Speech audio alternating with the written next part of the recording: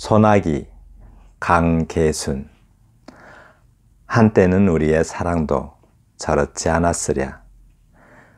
사금파리 같은 햇살에 등을 태우고 채울 길 없는 갈증에 목이 메어서 고통 같은 결핍 언제나 울음으로 터지는 청청한 여름, 전신으로 찾아 헤매던 우리의 그리움도 저렇지 않았으랴.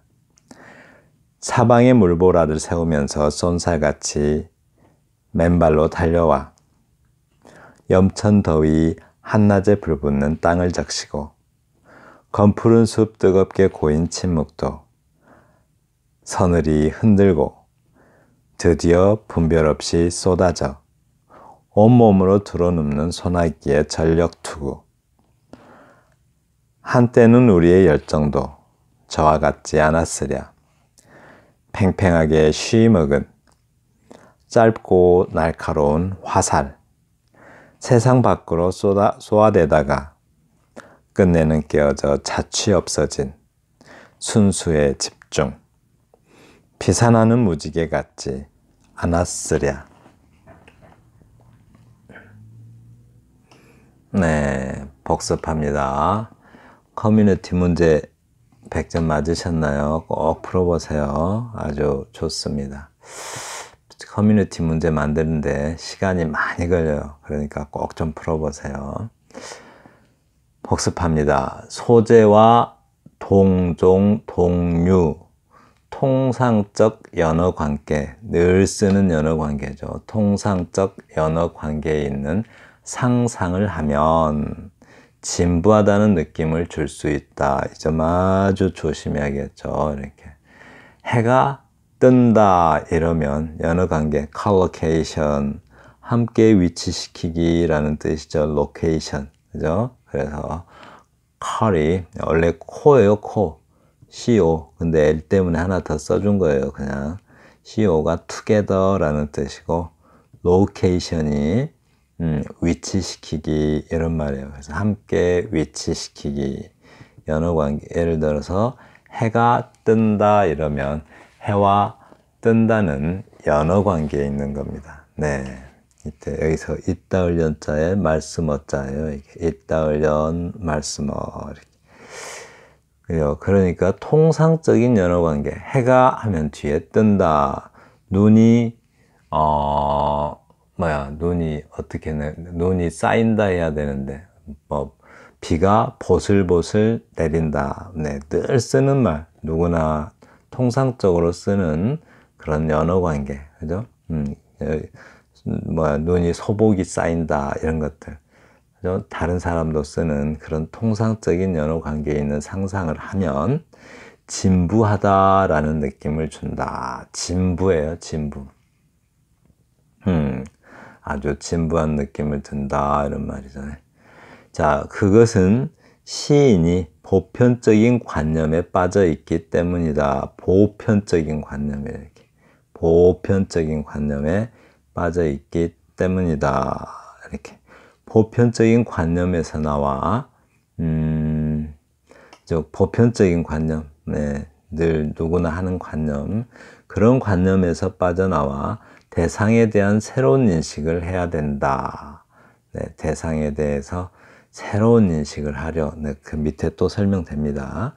독자는 그러한 의외성에서 뜻밖이죠. 뜻밖의 사고, 뜻밖의 관념 앞에서 당혹한다. 바로 이 당혹이 시적 긴장을 일으킨다라고 합니다. 네, 이 수반한다를 일으킨다로 바꾸는 것도 괜찮겠네요. 자, 이제 그죠? 보편적 관념에서 벗어나는 가장 쉬운 방법은 가장 중요한 말이죠. 가장 중요한 말. 지난 영상에서 핵심이에요. 거꾸로 생각해 보기. 거꾸로 생각하기는 시적 상상력을 높이는 아주 좋은 방법이다. 네, 아주 좋은 방법이래요. 그 다음에 해에 대한 보편적 관념은 뭐 있어요? 해 하면은 빛이 있다, 밝음이 있다, 희망이 있다, 생명이 있다, 그죠? 이렇게 해. 이렇게 생각하는 게 보편적 관념이라고요. 이렇게 생각하지 말라는 거죠. 그래야 이제 좀 새로운 그것이 바로 뭐예요? 여기. 대상에 대한 새로운 인식을 하려면, 새로운 인식을 하려면, 해 하면은 빛, 밝음, 희망, 이런 생각 하지 말라는 거예요. 이렇게. 이런 생각을 하면 어떻게 돼요? 진부하다라는 느낌을 준다고요. 진부해요. 진부. 네. 그러면 해에 대해서 거꾸로 생각하기 관념하면 어떻게 돼요? 의외의 관념. 저 뜻밖의 생각. 네. 자, 해 하면, 빛 하면은 진부한 생각인데, 해 하니까 어두움을 생각을 해요. 해가 어두울 수도 있대요. 해. 네? 절망일 수도 있어요. 네. 또 소멸일 수도 있고, 결핍일 수도 있고, 사물이 없으면 자신을 드러낼 수 없는 존재이기도 하죠. 빛은 혼자서 자기를 보여줄 수가 없죠. 다른 사물에 의존해서 빛이 보이잖아요. 끊임없이 타오르는 고통일 수도 있고, 네. 해에 대한 이렇게 해를 생각하는 것. 이게 뭐예요? 뜻밖의 관념, 의외의 관념, 엉뚱한 관념이고, 거꾸로 생각하기인 것이죠. 네. 그 다음, 그래야 뭔가 새로운 인식, 대상에 대한, 자 봐요. 해를 이렇게 인식한 것은 뭐예요? 빤한 인식이죠. 통상적 인식이고, 통상적 인식인데, 보편적 인식이고. 근데 해를 이렇게 생각하는 것은, 네, 새로운 인식이죠. 대상에 대한 새로운 인식. 네, 그렇습니다. 그러니까 대상에 대한 새로운 인식을 하려면 거꾸로 생각해 보라는 거예요. 이렇게. 통상적 인식이 이거라면 이것과 반대로 생각해 보면 되겠죠. 그런 게 있을 수 있겠나 하고. 시적 대상에 대해서 거꾸로 생각하기를 할 때 주의할 점, 네, 주의할 점이 있죠. 시적 대상을 거꾸로 생각한다고 해서 무조건 새로운 것이 되지는 않는다. 거꾸로 생각할 때는 그럴 만한 이유가 있어야 하고, 합리적이고 보편적인 논리에 어긋나지 않아요. 논리에 어긋나지 않아야 된다는 거죠. 네, 그렇습니다. 만약 합리적인 이유가 충분하지 않을 경우 시적 대상의 특징과 특징적인 속성, 그냥 시적 대상의 속성과 이 특징 빼버려도 되겠네요. 이거 없어도 될 것 같아요. 시적 대상의 속성과 또는 거꾸로 생각한 것을 속성을 동일시하는 노력이 필요하다. 의자와 짐승 하면 좀 너무 다르죠. 같은 속성이 없잖아요. 의자와 짐승을 동일시할 만한 그 어떤 것이 필요한데 그것이 논리와 어긋나서는 안 된다는 거죠. 의자가 네 다리이고 의자가 뭔가 사람의 엉덩이를 물고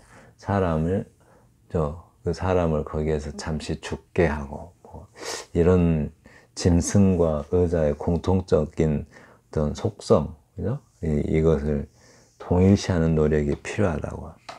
자, 시적 대상의 접근 방법과 표현의 효율성. 네. 네, 이거는 아주 간단합니다. 통상적 관념을 버리는 데서 온다. 거꾸로 생각하기 또는 발상의 전환에서 온다. 같은 말이죠. 불일치함에서 뭐가 와요? 새로움이 발생하는 것이다. 그런데 뭐 조심해야 돼요? 논리와 어긋나서는 안 된다라고 합니다. 네, 그렇습니다. 이번 영상에서는 이 빨간 거 이거 그냥 한마디를 애워놓으세요. 이거 아주 중요하죠. 이렇게 우리가 시를 쓸 때 바로 이렇게 써야 돼요. 한 편의 시가 창작되는 과정, 그거는 뭐다? 대상의 특성을 잘 생각하세요. 대상의 특성을 주제에 접근시킨다. 이렇게요. 그죠? 뭔가 그리움, 그런 것들을, 그러니까 우리가 소나기, 그러면 이제 여기서는 소나기가 나오는데, 소나기가 이제 대상이잖아요, 대상. 이 대상의 특성을, 소나기의 특성을 주제에 접근시켜야 돼요, 이제 이 소나기의 특성을 주제에 접근시켜야 돼. 주제가 뭘까요? 무슨 예를 들어서 간절한 사랑이다. 그러면은 소나기가 어떻게 간절한 사랑이라는 특성을 가지고 있는가, 어떤 특성이 있기에 간절한 사랑과 일치시킬 수 있는가, 이렇게 좀 생각을 해봐요. 네. 자, 볼까요, 이제. 소나기는 굉장히 빠른 속도로, 그죠? 아주 빠른 속도로 마른 대지 위에 막 쏟아지죠. 굉장히, 그리고 어때요? 소나기는 마른 대지를 막 파이게 만들어요. 소나기가 막 마른 대지에 쏟아지면 어떻게 돼요? 막 파이죠. 대지가 상처받고 그래요. 네. 소나기, 도시 살면 그런 거 잘 보이지도 않죠. 소나기가 또 심하면 아주 좀 문제들이 많이 생기죠. 네, 그런 속성들을 가지고 있어요. 그 빠름과, 그리고 마치 소나기가 막 쏟아지면 어때요? 막 뭐라 그럴까요? 화살처럼 땅에 박히듯이 막 쏟아져요. 그런데 그 소나기를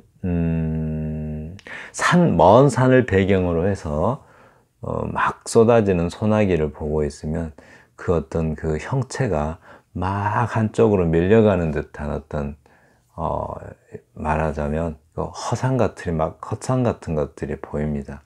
어떤 키 큰 거인이 이렇게 막 달려가는 듯한 느낌도 보이고, 아주 새카말 정도로 어떤 그 푸르른 숲을 배경으로 해서, 먼 산을 배경으로 해서 한번 소나기를 볼 기회가 있으면 보세요.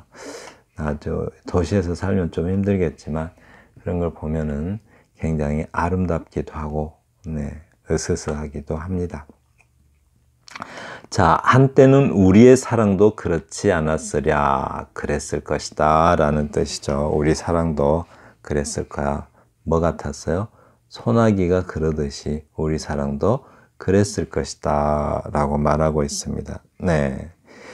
사금파리 같은 햇살에 등을 태운대요. 햇살에. 네, 대지가 아주 그냥 가뭄에 저기 막 타들어가요. 채울 길 없는 갈증에 목이 메어서 고통 같은 결핍, 언제나 울음으로 터지는 청청한 여름. 네, 아주 푸릇푸릇한 여름이래요. 네, 대지는 말라도 청춘은 청청하죠. 여름을 아주 뜨거운 청춘 정도로 비유하시면 돼요. 전신으로 찾아 헤매던 우리의 그리움도 그렇지 않았으랴. 여기까지겠네요. 이렇게.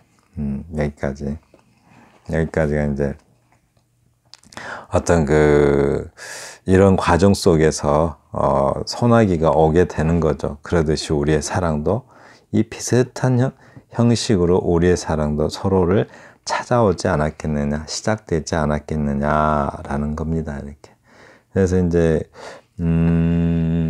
대지는, 가뭄에 시달리는 대지는 갈증에 시달리고, 사랑에 빠진 연인들은 뭐죠? 우리가 갈증과 갈망의 차이는 그죠? 갈증, 목마를 갈자잖아요. 목마른 증세를 갈증이라 하고, 또 갈망은 목이 마를 만큼 우리가 바라는 것, 간절히 바라는 걸 둘 다 목마를 갈자죠. 네, 갈망하고 있고, 사랑은 갈망하고 대지는 갈증을 느끼고 있죠. 그러듯이 우리가 그러지 않았겠냐 이거죠. 그래서 가뭄 속에 대지는 갈증을 느끼고, 그죠? 어떤 사랑에 빠지는 우리는 서로를 아주 목마를 만큼 갈망을 느끼고 있죠. 갈망하죠. 네, 그렇습니다. 그리고 이제 또 뭐랄까요, 햇살에 등을 태우고, 사금파리가 나오네요. 사금파리는 뭐죠? 사기 그릇, 그러니까 독이나 자기 같은 것이 깨지면 그것을 사금파리라고 하죠. 깨지면 굉장히 날카롭고 쉽게 사람이 상처받기 쉽죠. 피 잘 나와요. 자꾸 만지면. 그래서 쉽게 상처받을 수 있는데, 햇살이 그렇대요. 이렇게 마치 사금파리 같이 대지를 막 갈라놓고 있죠. 갈증을 굉장히 심화시키고 있어요. 그죠? 그래서 사금파리가 사람 피부에 위험하듯이, 대지에 위험하듯이, 우리의 사랑도 그렇게 서로에게 상처를 내는 그런 어떤 갈망이죠. 네, 그렇습니다. 그리고 채울 수 없는 갈증에 목이 메어서 고통 같은 결핍, 언제나 울음으로 터지는 청청한 여름 전신으로 찾아 헤매던 이러는데, 채울 수 없는 그죠? 갈증은 어떻게 보면 갈증이 욕구의 수준에 머문다면 채울 수 있죠. 물 마시면 해결되죠. 근데 갈증이 욕구의 수준에 머무는 게 아니라 욕망에 이르게 되면 채울 수 없는 것이 됩니다. 아무리 채워도 부족해요. 그래서 고통 같은 결핍, 아무리 먹어도 네, 충족되지 않은 그 결핍이 있어요. 그러면 이제는 욕구 수준을 넘어선 욕망의 단계에 이른 거죠. 그래서 사람의 사랑이, 우리의 사랑이 채울 수 없는 욕망이었던 것처럼, 네, 그래서 늘 결핍이 있고 늘 서로를 그리워하면서, 네, 갈망에 시달리면서 갈망하면서 아무리 물을 먹어도 갈증을 느끼듯이 우리의 사랑도 그러지 않았겠냐라고 합니다. 울음으로 터지던 청청한 여름, 우리의 청춘인 거죠. 전신으로 찾아 헤매던, 네, 이 시 보니까 드라마 같은 거 생각나죠. 연인이 서로 미쳐가지고 비가 오든 낮이 오든 막 달려가는 그런, 질주하여 서로에게 달려가는 그런 모습들. 자, 우리의 그리움도 그렇지 않았겠냐. 얘기를 좀 탁 이렇게 나누고 싶은 충동이 일죠. 뭔가 좀, 이거 이제 다른 어떤 사태가 전개되고 있죠. 여기서부터. 우리의 그리움도 그렇지 않았으랴. 봐요. 어떻게 되나, 이제. 여기까지는 서로 갈증하는 단계에서 머물고 있죠. 시작되죠, 이제 사랑이. 근데 여기서는 이제 사랑이 진행돼요. 이제 막 만나요, 이렇게. 우리의 그림도 그렇지 않았으랴. 사방에 물보라를 세우면서 쏜살같이 달려와. 이제 막 달려가요. 돼지가 가뭄으로 갈증에 시달리고 있을 때 소나기가 내리듯이 우리의 사랑도 그렇게, 네, 그렇다는 거죠. 네? 우리의 사랑도 그냥 만나서 돼지가 소나기를 만나서 갈증을 해소하듯이 우리도 만나서 그렇게 어떤 그 갈망을 해소하는 거죠. 네, 그런 이야기를 하고 있어요. 그래서 소나기가 막 쏟아져요. 이제 사방에 물보라를 세우면서 쏜살같이, 화살이죠. 이렇게 쏜 화살, 쏜살같이 아주 센 소나기가 이렇게 딱 대지에 떨어지면 물보라가 생기죠. 물에 뚝 떨어지면은 물보라를 세우면서 쏜살같이 맨발로 달려와. 우리의 사랑도 그랬다는 거죠. 염천 더위 한낮에 불붙는 땅을 적시고, 그죠? 예, 염천이 뭐죠? 염천. 하늘은 9개의 하늘이 있는데 그 중에 염천 하나만 알면 돼요. 남쪽 하늘인데 아주 더운 날씨를 가리켜서 하는 말이죠. 그냥 염천 더위, 즉 남쪽 하늘나라의 더위 이 말인데, 남쪽 하늘나라는 염천, 불꽃 염자에 하늘천자잖아요. 그러니까 하늘 자체가 불꽃이에요, 불꽃. 그러니까 얼마나 덥겠어요. 그래서 염천 더위 한낮에 불붙는 땅을 적시고, 이제는 갈증, 그죠? 가뭄이 해소되고 있죠. 가뭄과 갈증이. 마찬가지로 우리도 이런 식으로 그 갈망과 욕망이 좀 해소되지 않았겠냐라고 합니다. 검푸른 숲 뜨겁게 고인 침묵도 서서히 흔들고, 이렇게 표현을 참 잘했어요. 이렇게 검푸른 숲, 그죠? 뜨겁게 고인 침묵도. 그러니까 돼지가 가무니까 그냥 침묵하고 있었어요. 숲도. 그리고 또 숲의 색깔이 진해지죠. 서서히 흔들고, 서늘이 흔들고, 이제 숲에 이제 소나기가 내리기 시작하니까 약간 서늘하면서, 네, 나뭇잎이 비 맞아서 흔들리고, 나뭇가지도 비 맞아서 흔들리고, 바람도 불겠죠, 비가 내리니까. 드디어 분별 없이 쏟아져 온몸으로 들어눕는 소나기에 전력 투구. 그냥 사랑의 광기에 휩싸여서 떨어지는데 얼마나 세게 떨어지겠어요. 그죠? 엄청난 속도로 떨어지겠죠. 그래서 그냥 이제 여기도 이렇게 흔들고 아주 드디어 분별 없이 쏟아져 온몸으로 전력투구 한대요. 전력투. 뭐 소설 같으면 절정이라고 그러겠죠. 절정에 이르렀어요. 막. 그러니까 우리의 사랑도 저렇게 이와 같지 않았겠냐는 거죠. 분별을 아주 드디어 뭐 이성이고 뭐고 없이 서로에게 막 덤비는 어떤 그런 전력투구의 소나기처럼 우리도 그러지 않았겠냐 이거죠. 한때는 우리의 열정도 저와 같지 않았으랴 어땠다는 거죠. 우리의 열정도 아주 팽팽하게 시위 팽팽하게 당겨가지고 화살 쏘는 거죠.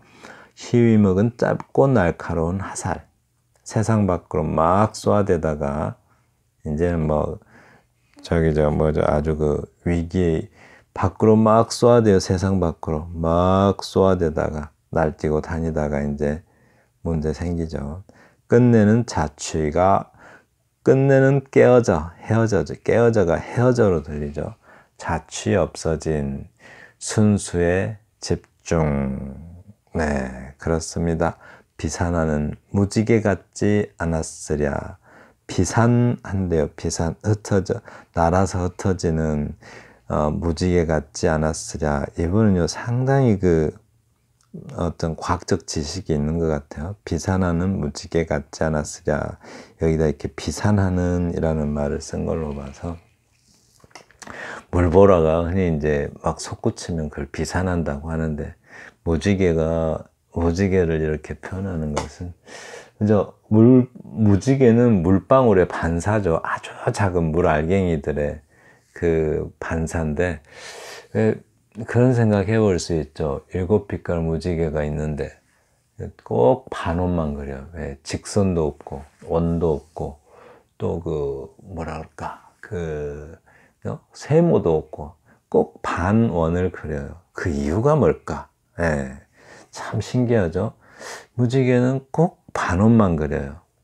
또 시인이랍시고 뭐 지구가 뭐 어떻고 또 뭐 우리는 항상 반쪽만 있으니까 그렇다는 둥 막 장난 말고 과학적 사고를 해서 무지개가 반원만 그리는 이유가 뭘까요? 그러니까 원을 그릴 수 있어요. 해를 등지고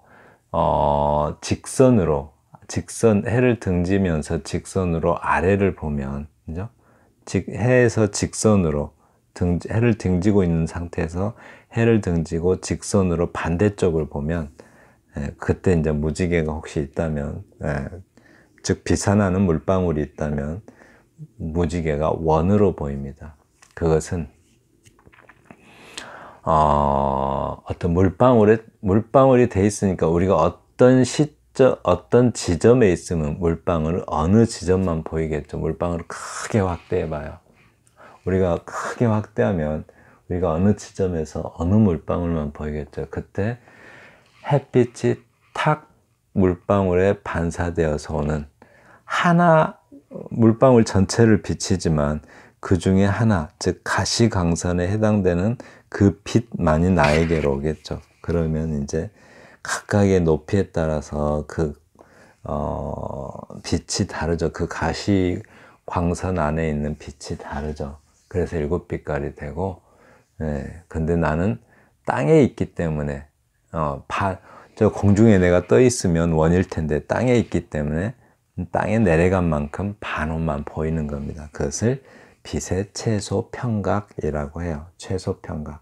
그래서 이렇게 표현한 걸로 봐서는 그 사실을 알고 있는 것 같아요. 비산하는 무지개 같지 않았으랴. 한마디로 무지개는 실체가 없죠. 이게 무지개라는 존재가 있는 게 아니잖아요. 그냥 빛이 반사돼서 이렇게 오는 건데. 그리고 또 무지개는 우리가 잡을 수도 없죠. 왜냐하면 일정한 지점에 있을 때 그 무지개가 빛의 최소 평각에 의해서 보이는 건데 우리가 자리를 옮겨버리면 무지개는 없어져 버리겠죠. 그죠? 그 위치에서 자리를 많이 옮겨버리면. 근데 웬만큼 옮겨가지고는 계속 무지개 있잖아요. 왜 그래요? 우리의 이동거리는 무지개와 나와의 이동거리에 비해서 아주 점에 불과하기 때문에 그래서 우리는 이동 하나하나 늘 무지개가 그 자리에 있는 것처럼 보여요. 마치 달과 나와의 거리가 너무 길어서 내가 움직인 거리는 점에 불과하죠. 그래서 달이 늘 그 자리에 있는 것처럼 보입니다. 네, 우리를 따라온 것처럼 보이죠. 그래서 이제 어떤 그 무지개 같지 않았겠냐 이 말은 우리의 사랑도 실체가 없는 아름다움 아니었겠냐라고 해요. 이제 끝나버렸네요. 그죠? 네, 이렇습니다. 자, 이제 결론을 좀 봐요. 이렇게 우리가 지금 한 편의 시를 창작하는 과정에서 제일 중요한 게 뭐예요? 시적 대상의 특성을 파악하는 거예요. 소나기의 특성을 파악해야겠죠. 그죠? 네? 소나기의 특성을 파악해서 주로 소나기는 언제 내려? 가물다 이제 소나기가 뭐 또 장마철이 돼서 소나기가 내리죠. 네. 굉장히 가물다. 돼지는 가물어 죽을 때쯤 되면 그때서야 소나기가 내리기 시작해요. 그런데 그 소나기가 내려도 좀 부드럽고 보슬보슬 내리면 참 식물도 좋고 땅도 좋을 텐데 그냥 마구 쏟아져 가지고 그냥 땅을 파고 또 뭐 홍수도 내고 또 뭐 재난도 일으키고 또 산도 무너지고 막 이러죠. 이렇게 쏟아져 버려요. 그러한 특성과 그죠? 시의 주제. 우리는 사랑이 처음에는 서로를 막 갈망하다가 그죠? 한번 시작되면 뜨거웠다가 그죠? 절정에 이르렀다가 또 위기에 다다랐다가 또 결말에 이르고 파국에 이르고 뭐 이런 그 사랑의 관계랑 소나기랑 공통점을 찾아서 그래서 소나기의 특성을 잘 살펴서 사랑이라는 주제와 자연스러운 연결을 하려는 노력이 필요하다라는 거. 네, 잘 이해되셨나요? 잘 이해되셨으면 좋겠는데, 이 한마디면은, 네, 우리가 그 시를 쓰는 과정, 여기. 한 편의 시가 이건 좀 영어식 표현인데, 이제 이 저자께서 영어 공부를 많이 하셨나 봐요. 한 편의 시를 창작하는 과정, 이렇게 쓰는 게 좋겠어요. 한 편의 시를 창작하는 과정. 제가 이 영어 강사 출신이라서, 네, 자꾸 이런 게 보이면 영어식 표현으로 보입니다. 제가 틀렸을 가능성도 있어요. 국어에서도 이게 잘 쓰이는 표현일 수도 있습니다. 그래서 한 편의 시를 창작하는 과정으로서 봐요. 대상의 특성을 주제에 이렇게요. 뭐 하는 거잖아요. 이렇게. 뭐 되는 것이 아니라 대상의 특성을 주제에 접근시킨다. 그죠? 대상의 특성. 자, 소나기라는 대상의 특성을 사랑이라는 사랑의 과정이라고 할까요? 사랑이라는 주제에 접근시키는 거예요. 주제의 특성. 이것도 이제 주제에 접근시킨다 해도 좋지만 주제의 특성에 접근시킨다 해도 좋을 것 같네요. 네. 네, 끝까지 들어주셔서 대단히 감사합니다.